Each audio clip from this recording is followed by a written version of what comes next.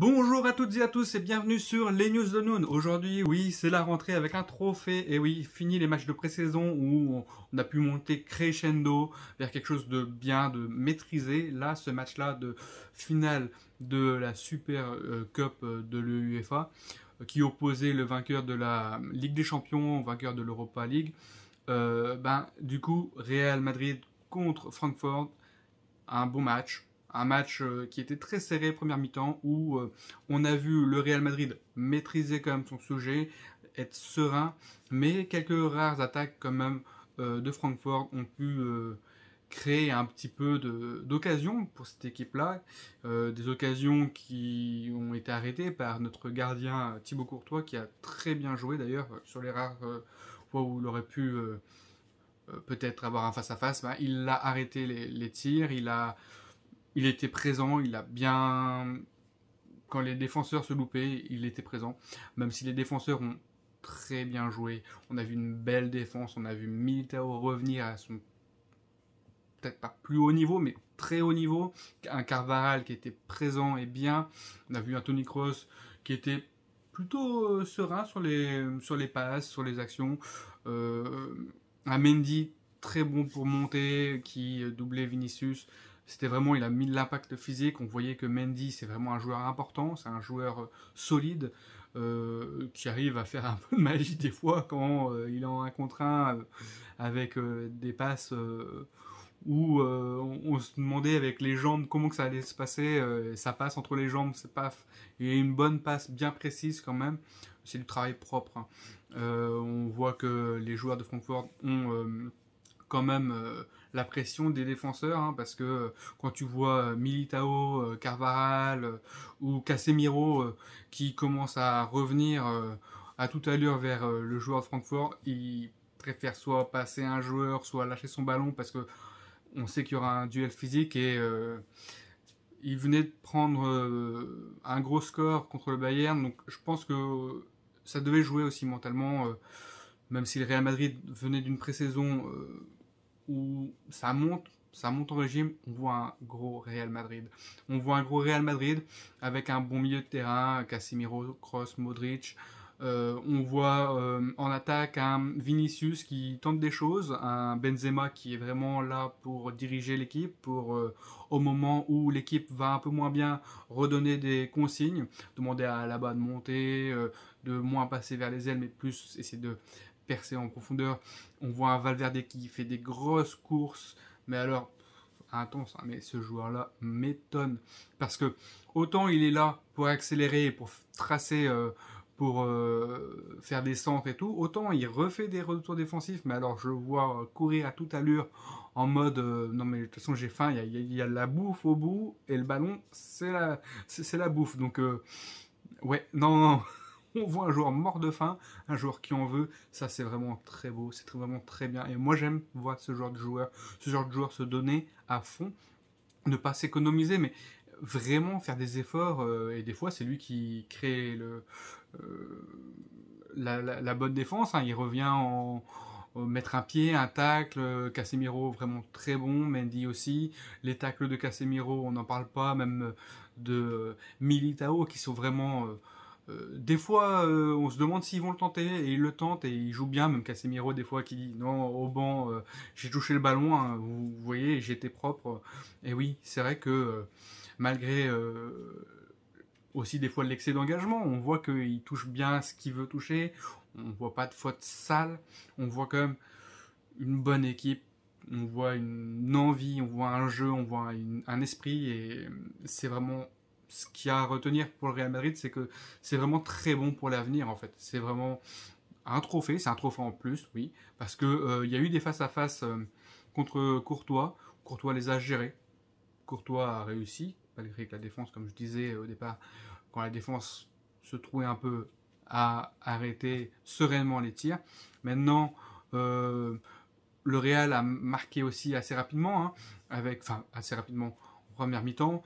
On voyait une tête de Benzema hors cadre, mais reprise par Casemiro sur la ligne de corner, hein, quasiment à 0 degré des buts.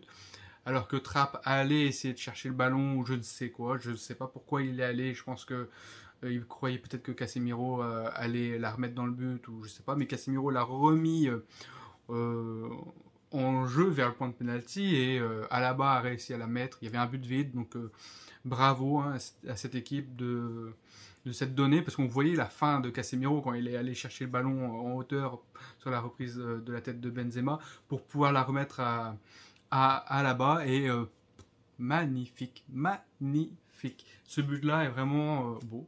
Maintenant, il y a eu des occasions où Benzema aurait pu marquer un but. Bon, c'est pas grave, hein. C'est une équipe qui doit encore, qui est à 80%, comme ils disent, de leur capacité. C'est vrai que on voit quelques manquements au niveau des passes, au niveau ça va venir, c'est vraiment très bon, c'est positif. On voit une équipe qui domine.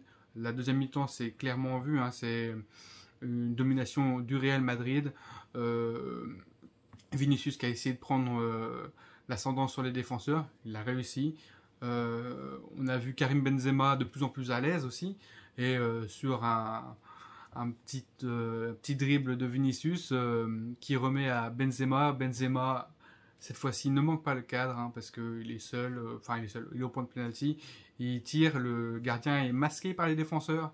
Donc je pense qu'il fait une faute de main, mais alors c'est pas facile hein, parce que Benzema est vraiment bien centré face au but. Donc il a tout le choix de pouvoir tirer à droite ou à gauche. Bon, il fait une faute de main, le gardien. Bon but, Benzema a marqué. Donc dépasse Raoul au classement des buteurs. C'est vraiment magnifique ça, de voir ça. Encore Benzema qui va sûrement, j'espère, soulever son trophée individuel, le Ballon d'Or, parce que il marque de son empreinte le Real Madrid. Il rentre encore plus dans la légende. Et pour la première fois, en tant que capitaine, va soulever ce trophée. Hein, c'est vraiment une image, une belle à voir, parce qu'il avait laissé la Champions League pour Marcelo, parce que c'était toujours le capitaine. Maintenant, c'est lui le capitaine.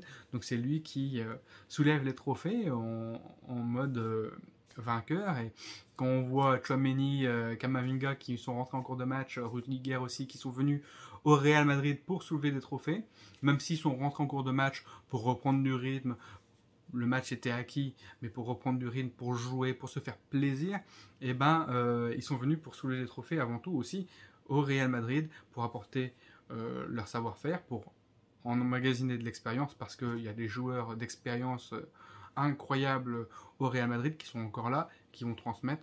Mais du coup, ça leur fait un premier trophée à leur actif au Real Madrid.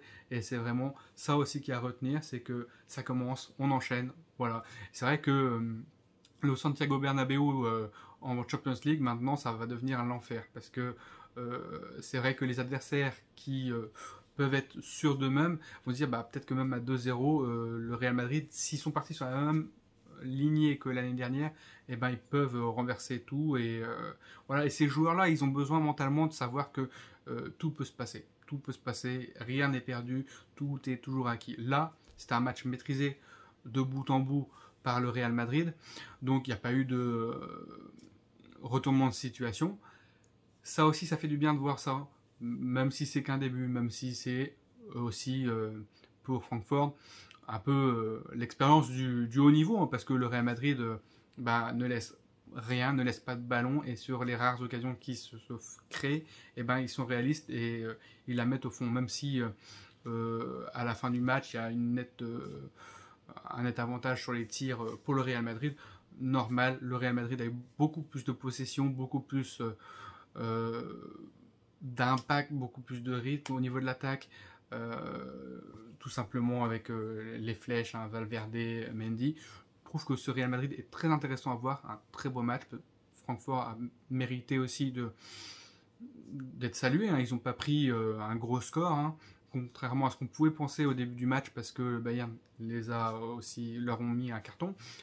Ils ont joué la tête haute sur leurs atouts, les contre-attaques et tout, la vitesse dans l'explosion de jeu, hein. Mais le Real Madrid a tellement dominé, a tellement joué sur son expérience avec son équipe qui est vraiment expérimentée, que c'est difficile quand des joueurs sont comme ça et choquent tous les ballons, les bons contrôles, font des passes, des transversales, des contrôles à la Modric, Karim Benzema. Oui, c'est vrai qu'il ne représentait pas forcément de danger au tout départ, mais force est de constater que les joueurs de Francfort sont un peu plus mis vers lui. C'est un danger par ses passes, par son sens du but, sa soif de sang en fait. Il a vraiment envie de... Voilà, que ça soit une passe, un coup je passe, un coup je laisse le ballon passer, un coup je remets et un coup je tire. Et c'est toujours des ballons calculés. Donc il faut rien laisser au hasard. On voit que Francfort a eu chaud parce qu'il y aurait pu avoir un but de Vinicius et bah, bon retour défensif en fait parce que Vinicius l'avait. Hein, mais c'est ça aussi. Ça joue sur des détails. Hein, et c'est pour ça qu'il faut rien lâcher et que tout peut se jouer même si le Real savait que au départ c'était équilibré. Ils auraient des occasions. Ils se sont concentrés sur leur jeu. Ils savaient qu'ils allaient en avoir, mais ils savaient aussi qu'au moment où ils en auraient, en fait, il faudrait les mettre. Il faudrait les mettre au fond. Et c'est ce qui s'est passé. Du coup, Francfort a pris un coup au moral au 1-0. Et c'est dommage parce qu'au final, on a vu Francfort s'éteindre après ce but, ce 1-0. Et la domination du Real a commencé. Donc du coup, on a plus vu le Real en possession de balle, tranquille, jouer son jeu. Et le Francfort essayer de pousser quand même s'ils n'ont pas eu beaucoup de munitions, essayer de pousser, mais du coup en sachant qu'ils s'ils poussaient, ils s'exposaient au contre derrière, parce que c'est rapide, hein, ils savaient pas trop comment les prendre, mais sachant que quand ils ont commencé à faire tourner leur effectif pour faire des changements et reposer les joueurs, ça a encore plus ouvert au Real, le jeu du Real. Donc il y avait vraiment une classe d'écart entre ces deux équipes. Match intéressant et super coupe pour le Real Madrid. Su